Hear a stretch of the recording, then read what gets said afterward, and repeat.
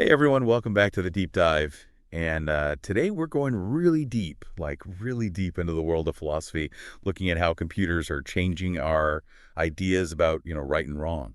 Yeah, it's definitely a hot topic because as technology keeps advancing, we're giving more and more power to algorithm, AI, and all that, and that brings up some serious ethical questions. Yeah, it's funny. I use computers for everything, but I've never really stopped to think about, the morality of it all. It's like we just assume they're neutral tools, but is that really the whole story? That's such a good point. We often think of computers as just tools, but the fact that they're becoming more autonomous and complex really Mm. challenges our traditional ideas about responsibility. And thankfully, you've shared this great resource to help us understand this, the Stanford Encyclopedia of Philosophy's entry on computing and moral responsibility.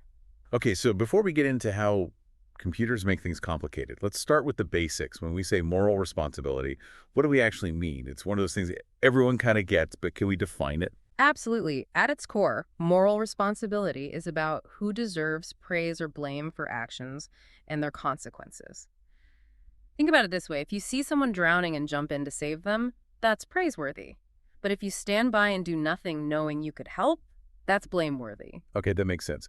But how do philosophers, break down this idea of responsibility? What makes an action morally charged?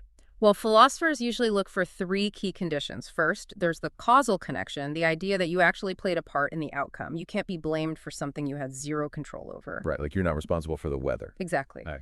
The second condition is knowledge of consequences.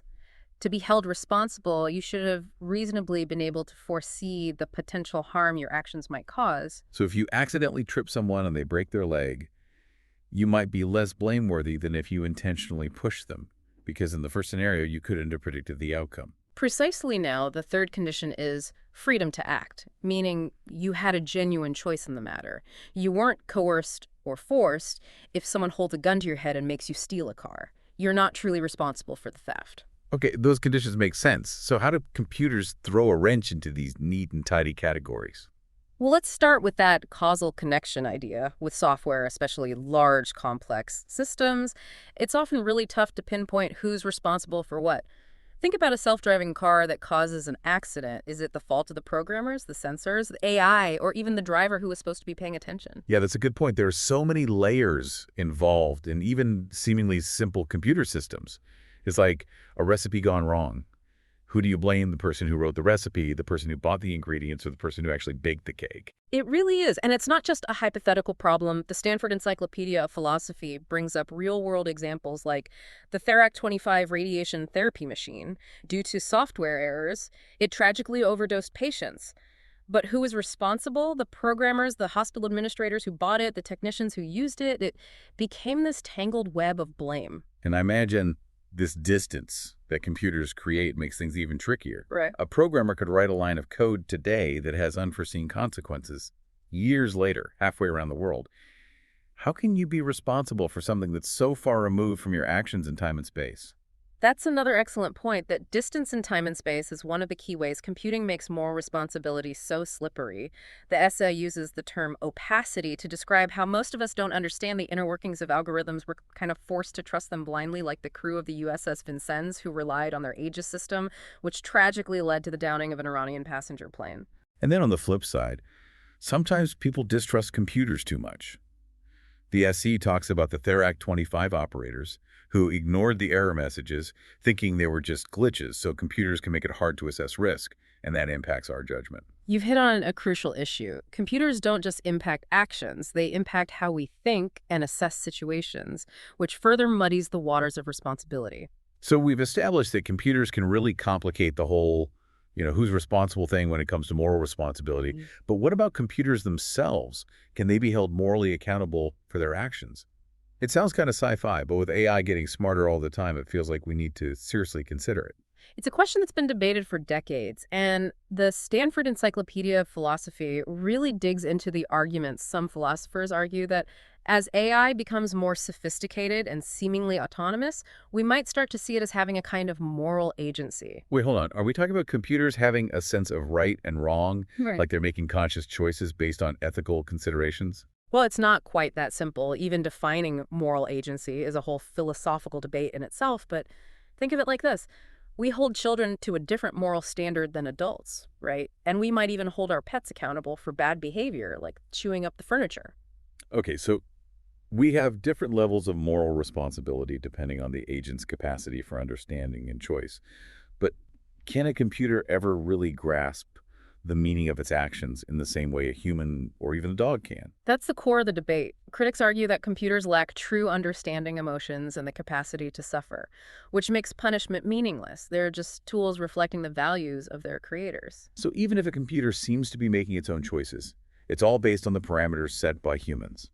So there's chess-playing computers, they can beat grandmasters, but they don't actually understand the game in the same way a human does. That's a great analogy. It highlights the difference between mimicking intelligence and actually possessing it.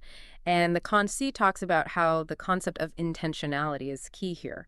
A computer's actions might seem intentional, but those intentions ultimately stem from the humans who designed and programmed it. Right. So the responsibility ultimately traces back to the humans in the loop, even if it's not always clear who those humans are. This whole discussion is making my head spin. But before we get too lost in the theoretical weeds, can we bring it back down to earth a bit? What are some practical ways we can address these challenges? That's a fantastic question, and the SE does offer some real-world solutions. One idea they highlight is the need for a culture of accountability within the tech industry. So it's not just about blaming individuals when things go wrong, but about creating a culture where people are encouraged to think about the ethical implications of their work from the very beginning. Exactly. It's about integrating ethical considerations into the design process itself rather than just slapping on a Band-Aid after something goes wrong. I can see how that would be a huge shift, especially in an industry that's often driven by speed and innovation.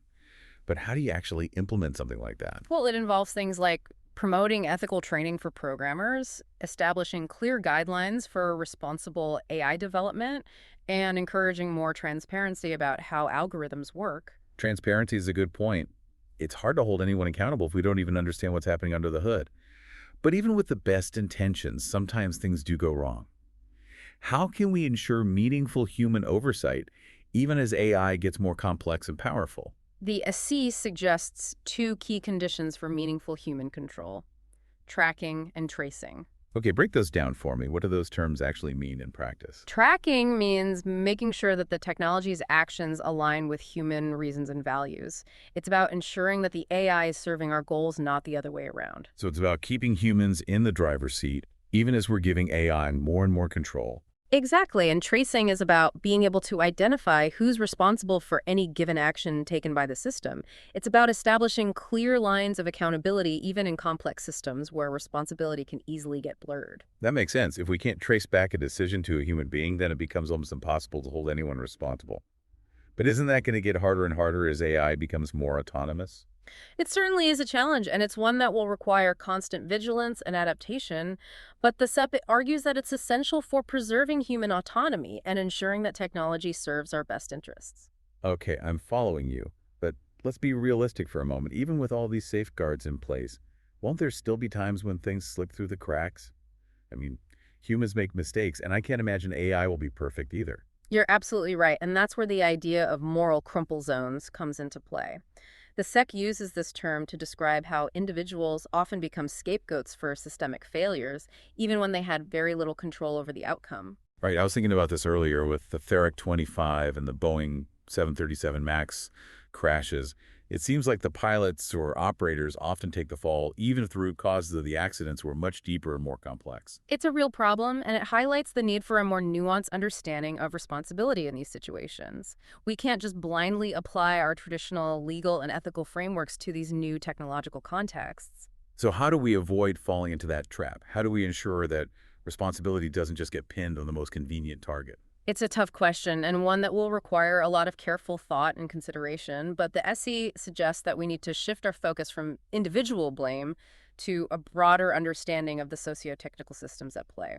So it's about looking at the bigger picture, the interactions between humans, technology, and organizations, rather than just zeroing in on the one person who happened to be at the controls when something went wrong. Precisely, it's about recognizing that responsibility is often distributed across a complex web of actors and systems, and that we need to develop new ways of thinking about accountability in this context. This whole discussion is making me realize how much we take for granted when it comes to computers. We just assume they'll work as intended, and we don't always think about the ethical implications. You've hit on a crucial point. As technology becomes more integrated into our lives, it's essential that we become more critical and aware of the moral dimensions of computing.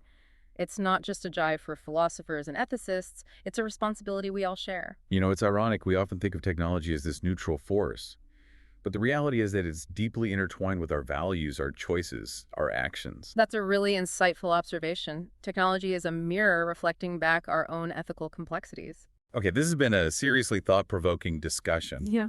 I feel like we've only just scratched the surface of this whole computing and moral responsibility thing. What other key takeaways from the Stanford Encyclopedia of Philosophy should we be thinking about? So we've talked about the moral crumple zones idea, how individuals often take the blame for these big systemic failures, even when they might not have had that much control. And it makes me think about those tragic Boeing 737 AX crashes. Those pilots were put in incredibly tough situations, but in the end, they kind of became the face of the tragedy. Yeah, it's a perfect example of how our existing frameworks for, thinking about responsibility can really struggle to keep up with the complexities of technology. We tend to want to find a single person to blame, but the reality is often much more complicated than that. Yeah, it's like we're trying to fit a square peg into a round hole. Hmm. Our old ways of thinking just don't really apply anymore. So what can we do about it? How can we actually create systems that are more just and equitable when it comes to assigning responsibility for these technological failures? Well, the Stanford Encyclopedia of Philosophy suggests that we need to move beyond this narrow focus on individual blame and start thinking more holistically about responsibility. It's about recognizing that responsibility can be shared and distributed across a network of people and systems. So instead of just focusing on, say, the programmer who might have written a line of buggy code, we need to consider the role of the company, the regulatory agencies, the users, everyone involved in creating and using that technology. Exactly. It's about acknowledging the interconnectedness of things and understanding that failures often arise from a combination of factors, not just the actions of a single individual. But if responsibility is so spread out like that, how do we actually ensure that anyone is held accountable? It seems like it'd be easy for everyone to just point fingers and avoid taking ownership. That's the challenge, and it's why fostering a culture of accountability is so crucial. It's about creating an environment where both individuals and organizations feel a real sense of ownership and responsibility for the technologies they create and use. So it's not just about, following the rules, but about cultivating a deeper sense of ethical awareness, recognizing that our actions have consequences and that we have a duty to use technology responsibly. Precisely. It's about moving beyond a purely legalistic framework and embracing a more proactive and ethical approach to how we develop and deploy technology. This whole conversation has really opened my eyes to the ethical complexities of the digital world. It's so easy to get caught up in the excitement of new gadgets and innovations, but we can't forget about the human side of the equation. I'm glad to hear that because at the end of the day, technology is a tool, and like any tool, it can be used for good or for bad. It all comes down to the choices we make, the values we prioritize, and how we design and use these powerful technologies. So, as you go about your day interacting with all this amazing technology, remember that you have a role to play in shaping its impact. Ask yourself, what are the ethical implications of this technology? Who's responsible for its consequences? And how can I use my voice and actions to ensure that technology serves humanity rather than the other way around? Wow, those are some really powerful questions to ponder. I think we've given our listeners a lot to think about today. I agree. This has been a fascinating deep dive into the intersection of computing and moral responsibility. We've explored some really challenging concepts, but hopefully we've sparked some new insights and encouraged our listeners to engage more thoughtfully with the ethical dimensions of technology. And on that note, I think it's time for us to wrap up this episode. We've covered a lot of ground, but this is really just the beginning of the conversation. So to all our listeners out there, keep exploring, keep questioning, and keep pushing the boundaries of your understanding. Because as technology continues to evolve, so too must our ethical frameworks and our understanding of what it means to be human in this digital age. Thanks for joining us on this deep dive. We'll see you next time for another fascinating exploration of the ideas that are shaping our world. Until then, stay curious.